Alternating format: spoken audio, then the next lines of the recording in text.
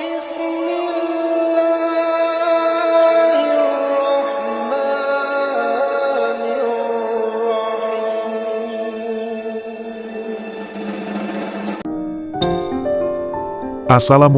warahmatullahi wabarakatuh. Semoga Allah melimpahkan rahmat-Nya kepada kita semua. Kali ini kembali akan dibacakan beberapa kisah yang semuanya diambil dari website islami.co. Berikut kisahnya. Kisah pertama ditulis oleh Hafidhoh Ma'rufah. Al-Kisah seorang sufi ditegur Rasulullah lewat mimpi, karena ia mengabaikan seorang pemuda yang meminta makanan kepadanya. Suatu hari seorang sufi bernama Syekh Muhammad Al-Hariri sedang duduk di sebuah sudut ruangan. Tiba-tiba ada seorang pemuda masuk. Pemuda ini tampak begitu lusuh. Tidak mengenakan tutup kepala, tidak juga beralas kaki, dan rambutnya terurai. Wajahnya juga tampak pucat. Syekh Muhammad Al-Hariri adalah salah satu murid dari Syekh Junaid Al-Baghdadi. Syekh Al-Hariri juga menjadi pengganti gurunya tersebut. Selain sebagai seorang ahli ilmu, Syekh Muhammad Al-Hariri juga seorang sufi nan alim. Beliau memiliki kebiasaan berpuasa di siang hari tetapi tidak pernah terlihat berbuka. Ketika malam tiba, terkadang beliau juga melanjutkan untuk tetap puasa. Selain itu, waktu malam dihabiskan untuk sholat hingga punggungnya tidak menyentuh alas untuk beristirahat apalagi tertidur lelap. Syekh Muhammad Al-Hariri dikenal sebagai orang yang semangat dalam mencari ilmu. Beliau pernah bermukim di berbagai kota untuk menuntut ilmu, termasuk bermukim di Mekah. Pemuda yang ditemuinya itu kemudian mengambil air wudhu dan menunaikan salat 2 rakaat. Setelah itu, ia hanya menundukkan kepala hingga memasuki waktu maghrib. Pemuda ini kemudian berjamaah dengan Syekh Muhammad Al-Hariri. Selesai salat, lagi-lagi pemuda itu hanya menundukkan kepalanya kembali. Pada malam hari, Khalifah Baghdad mengundang para sufi dan ulama untuk ceramah agama. Sebelum pergi, Syekh Muhammad Al-Hariri menghampiri pemuda tersebut dan bertanya kepadanya, "Wahai anak muda, maukah kau ikut denganku untuk memenuhi panggilan Khalifah?" "Aku tidak membutuhkan itu," jawab pemuda tersebut. "Yang aku inginkan adalah makanan darimu." Jawabannya tak sesuai harapanku. "Ia justru menginginkan hal lain dariku," jawab Syekh Al-Hariri dalam hati. Setelah obrolan singkat tersebut, Syekh Muhammad Al-Hariri segera berlalu. Beliau tidak memperdulikan pemuda tersebut. Beliau segera pergi untuk menghadiri acara yang diadakan oleh Khalifah. Sepulang dari acara tersebut, Syekh Muhammad Al-Hariri kembali ke ruangan. Ia melihat pemuda yang sebelumnya ditemui seolah-olah sudah tidur. Oleh karena itu, beliau juga langsung tidur. Dalam tidurnya, Syekh Muhammad Al-Hariri bermimpi bertemu dengan Rasulullah bersama 2 orang tua yang bercahaya wajahnya. Di belakangnya tampak rombongan orang-orang dengan kemilau cahaya yang terang. Beliau diberitahu bahwa yang beliau temui tersebut adalah Rasulullah yang didampingi Nabi Ibrahim di sisi kanan dan Nabi Musa di sisi kiri. Sementara rombongan di belakang ketiga nabi tersebut adalah para nabi lainnya yang berjumlah 124.000. Syekh Muhammad Al-Hariri segera mendekati Rasulullah dan mencoba untuk mencium tangannya. Namun Rasulullah justru memalingkan wajahnya. Hingga 3 kali, Syekh Muhammad Al-Hariri mencoba hal yang sama, tetapi lagi-lagi Rasulullah memalingkan wajahnya. Syekh Muhammad Al-Hariri bertanya kepada Rasulullah, "Wahai Rasulullah, apa yang membuat engkau berpaling wajah dariku?" Rasulullah menjawab pertanyaan Syekh Muhammad Al-Hariri, "Sungguh engkau telah berbuat kikir, ketika datang dari golongan kami meminta makanan darimu." Ternyata sufi ini ditegur Rasul lewat mimpi. Mendengar jawaban Rasulullah, Syekh Muhammad Al-Hariri terbangun dalam keadaan hati yang diliputi rasa penyesalan serta ketakutan yang luar biasa. Tubuhnya menjadi bergetar dan menggigil. Ia memalingkan pandangan ke arah pemuda tersebut, tapi celakanya, ia sudah tidak terlihat lagi. Syekh Muhammad Al-Hariri segera melangkahkan kaki keluar. Dicari pemuda itu. Ketika melihatnya, ditanyalah pemuda tersebut, "Hai anak muda, demi Allah yang telah menciptakan dirimu, mohon tunggulah sebentar. Ini makanan untukmu," ujar Syekh Muhammad Al-Hariri. Pemuda itu tersenyum kepada Syekh Muhammad Al-Hariri. "Wahai Syekh Muhammad Al-Hariri, siapakah yang menginginkan sesuap makanan darimu?" Kata pemuda tersebut, mana bisa Nabi dengan jumlah 124.000 itu memberikan pertolongan dengan sesuap makanan. Pemuda itu pergi dan hilang. Sementara Syekh Muhammad Al-Hariri tampak sendiri dan sangat menyesali perbuatannya tersebut. Kisah ini disarikan dari Ali Abdullah, 2018. Kisah hikmah para sufi dan ulama salaf. Yogyakarta, Qudsi Media. Kisah kedua ditulis oleh Nur Hasan. Abu Ayyub Sulaiman bin Yasar adalah seorang ahli ibadah yang tekun dan terpelihara dari fitnah. Termasuk fitnah yang datangnya dari perempuan. Sebagaimana dijelaskan oleh Abu Nuaim Al-Asfahani dalam karyanya Hilyatul Aulia wa Tabakat Al-Asfiyah, bahwasanya suatu ketika Sulaiman bin Yasar keluar dari Madinah bersama seorang temannya. Sampai suatu ketika mereka singgah di Al-Abwa, temannya berdiri lalu mengambil bekal, kemudian bertolak ke pasar untuk berbelanja keperluan mereka. Sementara itu Sulaiman tetap berada di tenda. Sulaiman bin Yasar sendiri adalah sosok orang yang berparas paling tampan, dan ia termasuk manusia yang paling wara. Dan ketika sedang berada di tenda sendirian, Sulaiman dilihat oleh seorang wanita Badui dari puncak bukit yang sedang berada di tendanya. Ketika wanita itu melihat ketampanan dan keindahan Sulaiman, dia segera menghampirinya sambil mengenakan burka, penutup muka, dan sarung tangan. Wanita itu pun datang, lalu duduk di hadapan Sulaiman dan menyingkapkan wajahnya, seakan-akan itu adalah belahan bulan. Wanita tersebut juga berkata, "Apa engkau mau memberiku?" Mendengar ucapan wanita tersebut, Sulaiman mengira bahwa si wanita itu menginginkan makanan, maka dia pun berdiri mengambil sisa bekal untuk diberikan kepadanya.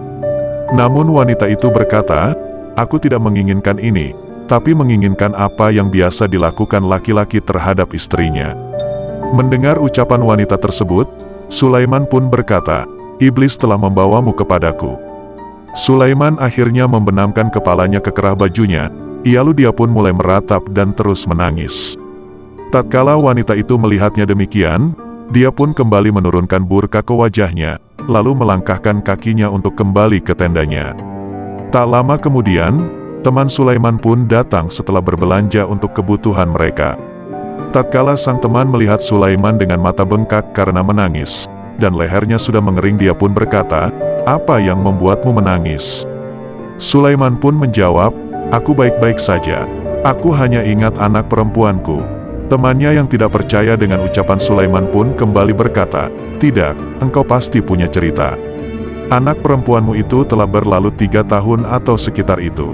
Temannya pun terus mendesaknya hingga akhirnya Sulaiman menceritakan tentang wanita Badui yang menghampiri dan menggodanya. Mendengar cerita Sulaiman, temannya pun langsung meletakkan makanan, dan ia pun menangis dengan keras. Sulaiman kemudian berkata kepadanya, "Lalu apa yang membuatmu menangis?" Dia berkata, "Aku lebih berhak menangis daripada kamu." Sulaiman pun bertanya kepadanya, "Mengapa?" "Sungguh aku takut. Seandainya aku berada di posisimu, tentu aku tidak sabar terhadapnya," jawab teman Sulaiman. Mereka berdua pun terus menangis, dan ketika Sulaiman sampai ke Mekah, kemudian melaksanakan tawaf, sa'i dan menghampiri Hajar Aswad, dia menyelubungkan pakaiannya lalu mengantuk. Namun tiba-tiba ada seorang lelaki sangat tampan berpostur tinggi mempesona, dan beraroma sangat wangi yang menghampirinya. Sulaiman pun bertanya kepadanya, "Siapa engkau? Semoga Allah merahmatimu." Laki-laki tersebut kemudian menjawab, "Aku Yusuf bin Yakub." Mendengar nama tersebut, Sulaiman kaget dan berkata, "Yusuf As-Siddiq." Dia pun menjawab, "Ya." Dan Sulaiman pun kembali berkata kepadanya, "Sesungguhnya perihalmu dan perihal wanita pembesar itu adalah perihal yang sangat menakjubkan." Yang dimaksud Sulaiman adalah kisah Yusuf dan Zulaikha yang begitu menakjubkan. Mendengar perkataan Sulaiman, Yusuf kemudian berkata kepadanya, "Perihalmu dan perihal wanita di Al-Abwa, itu lebih menakjubkan." Begitulah hidup manusia, penuh dengan godaan-godaan yang selalu mendatanginya. Termasuk godaan syahwat dari lawan jenis, yang bisa menjerumuskan hidup manusia dalam dosa yang begitu besar. Kisah ketiga ditulis oleh Nur Hasan. Nasr bin Hajjaj adalah sosok laki-laki yang tampan dan disukai banyak perempuan. Dia hidup di Madinah pada masa pemerintahan Umar bin Khattab. Sebagaimana dikisahkan dalam kitab Hilyatul Aulia, wa Tabakat al-Asfiyah, karya Abu Nuaim al-Asfahani, bahwa suatu ketika Umar bin Khattab sedang berkeliling Madinah dan dia melewati sebuah rumah. Dari dalam rumah tersebut terdengar seorang perempuan bersyair. Adakah jalan memperoleh hamar untuk kutenggak, ataukah jalan bertemu dengan Nasr bin Hajjaj? Lihatlah sihir yang mengalir pada tatapan-tatapannya, dan lihatlah mata hitamnya yang berkedip tenang, dan lihatlah rambut di atas wajahnya, bagaikan semut yang mengisi gading-gading indah. Mendengar hal itu, Umar lalu berkata, "Demi Allah, selama aku masih hidup, itu tidak boleh terjadi." Hingga akhirnya, pada pagi harinya Umar mengutus orang untuk menemui orang yang bernama Nasr bin Hajjaj. Setelah utusan Umar bertemu dengan Nasr, Nasr pun dibawa untuk bertemu dengan Umar bin Khattab. Umar yang bertemu pertama kali dengannya, memandangnya dan benar bahwa Nasr adalah sosok pemuda yang menakjubkan. Ketampanannya mempesona dan rambutnya indah seperti syair yang diucapkan oleh seorang perempuan pada malam itu. Umar akhirnya menyuruh untuk menggunduli Nasr, namun setelah digunduli justru Nasr semakin tampan. Hingga akhirnya Nasr pun diminta untuk keluar dari Madinah. Karena banyak perempuan yang tergila-gila terhadap Nasr bin Hajjaj akhirnya disuruh pergi ke Basrah dan tinggal bersama Misjah bin Mas'ud. Misjah sendiri mempunyai istri yang cantik dan masih muda. Hingga suatu ketika Misjah duduk, dan di sampingnya ada Nasr bin Hajjaj. Tiba-tiba Nasr bin Hajjaj menuliskan sesuatu di tanah, "Demi Allah, aku mencintaimu." Kemudian perempuan yang merupakan istri Misjah itu berkata dari ujung rumah, "Demi Allah, aku juga." Misjah lalu bertanya kepada sang istri, "Apa yang dikatakan Nasr kepadamu?" Dia menjawab, "Alangkah bersihnya benih kalian." Misjah kembali bertanya, "Alangkah bersihnya benih kalian?" "Aku tidak paham." Misjah kembali berkata, "Aku memintamu dengan sungguh-sungguh, beritahukan kepadaku." Lalu sang istri berkata, "Jika kamu benar-benar ingin tahu," laki-laki ini berkata, "Alangkah indahnya perabotan rumah kalian." Misjah kembali berkata, "Apakah bagusnya perabotan rumah kalian?" "Demi Allah, aku kurang paham." Kemudian Misjah lalu menunduk dan menemukan sebuah tulisan. Karena Misjah tidak bisa membaca, dia lalu berkata, "Panggilkanlah orang perpustakaan." Ketika orang dari perpustakaan datang, Misjah kemudian berkata, "Bacalah tulisan ini." Orang dari perpustakaan lalu membacanya, dan berkata, "Demi Allah, aku juga mencintaimu." Misjah lalu berkata, "Demi Allah, sekarang aku paham." Kemudian dia berkata kepada istrinya, "Sekarang jalanilah iddah." Dia juga berkata kepada Nasr, "Nikahilah dia jika kamu mau, wahai anak saudaraku." Setelah itu, Misjah menemui Abu Musa dan menceritakan kejadian tersebut. Abu Musa al-Asy'ari pun berkata, "Aku bersumpah demi Allah, Amirul Mukminin tidak menyuruhmu, Nasr, keluar dari suatu kebaikan. Sekarang pergilah dari sini." Akhirnya dengan perasaan malu, Nasr memutuskan meninggalkan rumah keluarga tersebut. Dia hidup sendirian di sebuah gubuk kecil dan terpencil. Namun perasaan cintanya pada istri Misjah tak mampu dihapus. Dia pun menderita karenanya, hidup merana karena cinta. Cinta kepada seseorang yang tidak bisa dimiliki karena sang perempuan sudah memiliki pasangan. Nasr pun akhirnya pergi lagi ke Persia, yang saat itu dipimpin oleh Utsman bin Abu As-Sakafi. Saat di Persia, dia bertemu dengan seorang perempuan bangsawan. Lalu perempuan itu menyukainya dan mengirimkan utusan untuk menemuinya. Ketika berita itu sampai di Utsman bin As, Utsman pun menyuruh utusan untuk menemui Nasr dan berkata, "Amirul Mukminin dan Abu Musa tidak menyuruhmu keluar dengan meninggalkan kebaikan. Sekarang pergilah dari sini." Ternyata di Persia, Nasr pun masih digandrungi banyak wanita. Nasr pun berkata, "Demi Allah, seandainya kalian melakukan hal ini, aku akan bergabung dengan umat yang musyrik." Utsman lalu menulis surat kepada Abu Musa. Lalu Abu Musa menulis surat kepada Umar, dan Umar menulis balasan surat yang isinya, "Acak-acaklah rambutnya, buatlah pakaiannya compang-camping dan paksa dia tinggal di masjid." Hingga akhirnya Nasr pun tinggal di masjid, tidak boleh keluar kemana-mana karena bisa membuat banyak perempuan tergila-gila. Bahkan perempuan yang tergila-gila kepadanya sampai tidak bisa tidur, tidak mau makan hingga membahayakan diri mereka. Nasr pun akhirnya tinggal di masjid sampai dia meninggal. Dari kisah Nasr bin Hajjaj di atas, menunjukkan bahwa laki-laki pun bisa menjadi sebab penggoda. Dan jika cinta tumbuh di ladang yang salah, tentu akan melahirkan sebuah derita. Sebab cinta antara pria dan wanita, hanya akan menemukan kekuatannya dengan adanya pertemuan. Semakin sering sentuhan fisiknya, makin kuat jiwa dan dua cinta saling tersambung. Ketika sentuhan fisik menjadi mustahil, maka cinta akan berpotensi menjadi penyakit. Itulah sebabnya sebaik-baiknya cinta antara pria dan wanita adalah dengan menyatunya hati dan jasad dalam pernikahan. Kisah keempat ditulis oleh Nur Hasan. Al-Kisah, suatu ketika Zunnun al-Misri sedang berjalan di atas pegunungan Antiokhia. Tanpa diduga Zunnun bertemu dengan seorang perempuan yang terlihat gila. Perempuan tersebut memakai jubah dari kain wol, seperti yang dijelaskan dalam kitab Hilyatul Aulia, wa Tabakat al-Asfiyah, karya Abu Nuaim al-Asfahani.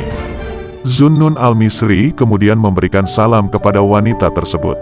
Sang wanita pun menjawab salamnya, lalu berkata kepada Zunnun, "Bukankah engkau Zunnun al-Misri?" Mendengar perkataan tersebut, Zunnun pun kaget dan berkata, "Semoga Allah mensejahterakanmu. Bagaimana engkau bisa mengenaliku?"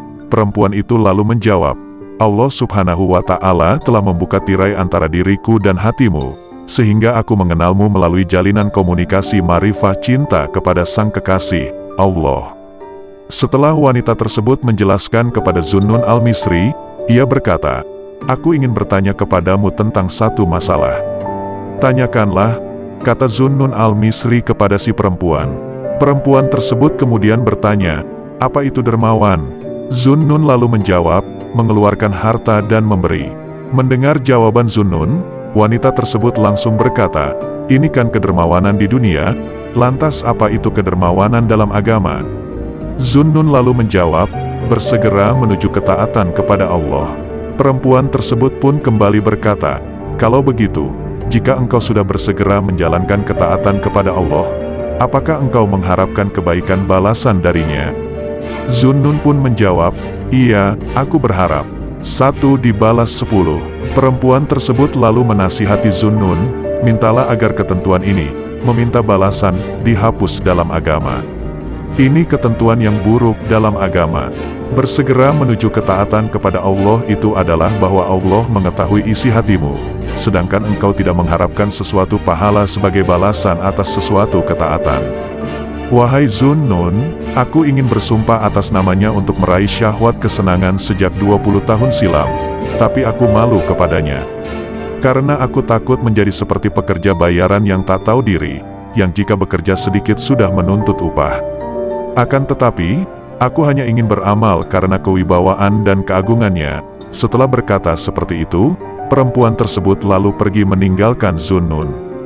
Manusia beribadah kepada Allah subhanahu wa ta'ala selalu mengharap imbalan, bahkan tak jarang beribadah atau mendekatkan diri kepada Allah saat ada butuhnya saja. Sehingga manusia sering mengharapkan imbalan atas ibadah yang dilakukannya. Padahal Allah adalah pemberi rahmat kepada seluruh alam yang tidak terhitung jumlahnya. Namun, manusia sering tidak sadar diri dan tidak bersyukur dengan pemberian dari Allah, sehingga seringkali merasa kurang. Kealpaan manusia ini mengakibatkan di setiap ibadah yang dilakukan, selalu mengharap-harap balasan. Oleh karena itu, hendaknya manusia menjauhi sikap bergantung pada amal yang kita lakukan seperti sedekah, puasa, dan lain sebagainya. Hendaklah, sedikit demi sedikit, kita menggantungkan keyakinan kita hanya kepada cinta, anugerah, dan ridha Allah subhanahu wa ta'ala, sebab amalan yang kita lakukan, belum tentu menjamin kita terlepas dari siksa neraka. Hal ini sebagaimana sabda Rasulullah yang terdapat dalam kitab Sahih Bukhari dan Sahih Muslim yang artinya, "Sesungguhnya Abu Hurairah berkata, ia mendengar Rasulullah Shallallahu Alaihi Wasallam bersabda, amal seseorang tidak akan memasukkan seseorang ke dalam surga. Engkau juga tidak, wahai Rasulullah?" tanya beberapa sahabat. Beliau menjawab, "Aku pun tidak. Itu semua hanyalah karena karunia dan rahmat Allah." Hadis di atas menunjukkan sesungguhnya amal bukanlah sesuatu yang akan memberikan garansi kepada kita semua untuk masuk ke dalam surga. Karena surga akan diberikan kepada mereka yang diridai dan dikehendaki oleh Allah Subhanahu wa Ta'ala. Itulah kenapa di setiap selesai melakukan salat, kita biasa dianjurkan untuk membaca doa, "Ya Allah, aku meminta ridho dan surgamu." Jika kita selalu berharap dan bergantung pada rahmat Allah, maka kita tidak akan mudah terjebak menggantungkan harapan kita kepada amal, entah itu yang besar maupun kecil. Sebaliknya, jangan sampai gara-gara amal kita tidak memberi garansi mendapatkan surganya nanti, kita menjadi tidak mau beramal. Peringatan agar tidak selalu bergantung pada amal adalah supaya kita tidak menjadi sombong atas amal perbuatan, juga agar selalu berharap kepada Allah semata. Karena di dunia ini hati seorang hamba selalu diuji, sejauh mana ia menggantungkan diri kepada rahmat Allah Subhanahu wa Ta'ala.